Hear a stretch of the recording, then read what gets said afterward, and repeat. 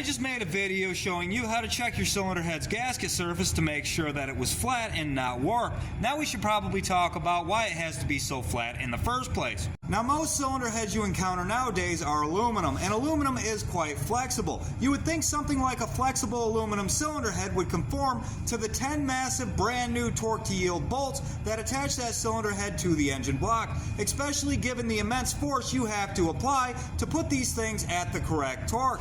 Like if it's twisted, why doesn't that force straighten it out? We know it doesn't work that way, but how many of you know why it doesn't work that way? First, you have to understand what we mean when we say the heads are flexible. It's not just flexible like this, although it is flexible like that. It's also flexible like this.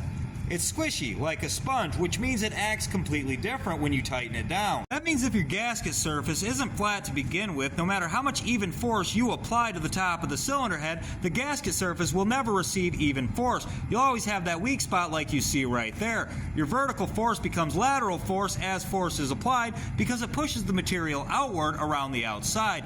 Aluminum cools very well because of this, but it's also really difficult to work with. Now somebody's going to say that it can't work that way because when we tighten head bolts, we start in the middle and work our way out as if we're pushing material outward from the middle. Sort of like applying a decal, pushing down in the center and pushing the air outwards from there. But who applies a sticker like that? You could just as easily move material from one side to the other if you just started on one side and worked your way back. The reason we tighten the head bolts in the sequence that we do is for the gasket, not the head. And the gasket will actually be the topic of my next video. Look for it if that's the kind of thing you want to see.